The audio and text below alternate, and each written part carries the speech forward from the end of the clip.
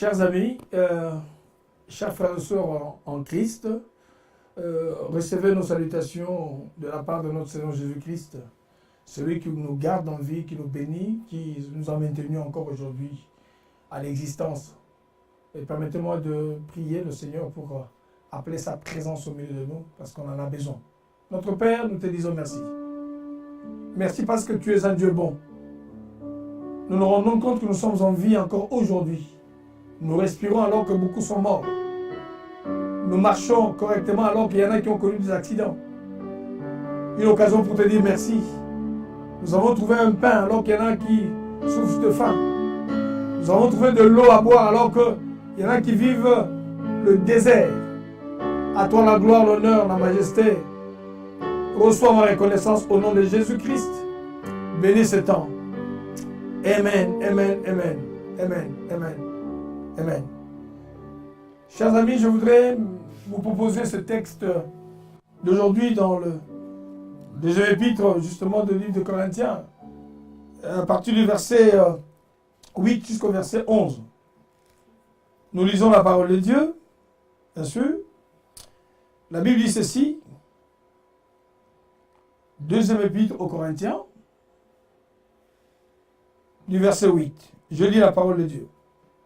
Nous ne voulons pas, en effet, vous laisser dans l'ignorance, frères, au sujet de l'affliction qui nous est survenue en Asie, que nous avons été excessivement accablés au-delà de nos forces, de telle sorte que nous désespérions même de conserver la vie.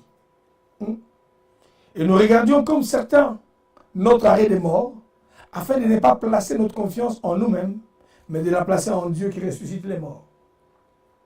C'est lui qui nous a délivrés et qui nous délivrera d'une telle mort, lui de qui nous espérons qu'il nous délivrera encore. Vous nous assistez vous-même de vos prières, afin que la grâce obtenue pour nous, par plusieurs, soit pour plusieurs une occasion de rendre grâce à notre sujet. Bien aimé, voilà ce texte, l'apôtre Paul est en train de vouloir réveiller la mémoire. Réveiller la mémoire d'un peuple. Vous savez, un peuple sans mémoire, c'est un peuple sans histoire. L'apôtre Paul est en train de vouloir réexpliquer et de faire comprendre aux gens que l'évangile que nous prêchons, ou l'œuvre du ministère ou l'appel de Dieu, n'est pas seulement une vie de facilité. Ça peut nous conduire à beaucoup d'épreuves, à beaucoup de difficultés, et à beaucoup de souffrances d'ailleurs. Et là, ce texte me ramène un peu plus loin en fait. J'aime l'essence de ce texte. Comment nous sommes chrétiens? On nous parle de Jésus, c'est comme si c'était une utopie. Il y en a quand on parle de la souffrance de Christ, c'est comme une histoire. Une histoire qui s'est passée où on se dit, bon allez, c'est peut-être une légende. Non. Ça me ramène dans Ésaïe 53. Ésaïe 53 qui nous réexplique dans le fond. Le châtiment qui nous donne la paix est tombé sur lui. Comme un agneau qu'on est en train de mener à la boucherie, il n'a dit un mot. Mais écoutez-moi très bien. Peut-être que nous disons que nous sommes devenus chrétiens. Et on est là, on s'amuse, on rigole. On manque de pain aujourd'hui, on refuse de prier. Et parce qu'on nous a insultés, on ne nous a pas salué demain, on se braque. Et j'entends souvent, je prends du recul. Et ça, c'est devenu vraiment une monnaie courante. La meilleure chanson qu'on trouve parmi les enfants de Dieu. On ne peut pas te bousculer, on ne peut pas... Et voilà, justement, on veut mener une vie de facilité en même temps. Mais l'apôtre Paul, conscient de ces choses, il s'est rendu compte qu'en fait, le fait d'être envoyé du Seigneur, il aurait dit, écoutez, on va ouvrir une partie, une parenthèse, pour que ceux-là que nous dirigeons, ils parlent au peuple de Corinthe, pour leur expliquer que non, le danger que nous avons encouru, le danger que nous avons eu, au risque de notre vie, notre corps a été touché, notre âme a été blessée, notre esprit a été bouleversé. Vous imaginez un petit peu le niveau. Alors là, moi, ça me ramène seulement à nous sommes très ignorants, j'imagine, par rapport à la souffrance de Christ. Jésus a été arrêté, c'est du vrai. Jésus a été frappé plus qu'on imagine. On l'a dénudé, on l'a blessé, son sang, c'est du vrai. Il a été transpercé d'un côté par les compassions du Christ. Je vous supplie, par les compassions, c'est dit que l'apôtre Paul est en train de nous rappeler, à cause de ce qui s'est passé sur la croix, à cause de ce que Jésus a connu. Non, nous devons offrir le corps. La seule manière, bien aimé, de communier, la seule manière de participer à notre manière. Il faudrait vraiment que, bien aimé, nous puissions arrêter de prendre à la légère la souffrance de Christ, la passion du Christ. Et c'est pas ce qu'on voit à la télé, c'est encore rien. On nous a montré un film ici qui parlait de la passion de Christ. C'est une représentation, mais c'est encore rien. Là, c'est un montage. Mais je peux vous assurer que Jésus a souffert. Son sang a coulé sur la croix. L'apôtre Paul dit, non, je voudrais que vous puissiez comprendre ces choses-là. C'est-à-dire que nous sommes passés par là, mais on a tenu bon. Bien-aimé, je voudrais encourager quelqu'un, un serviteur de Dieu. Non, la vie, on va nous insulter.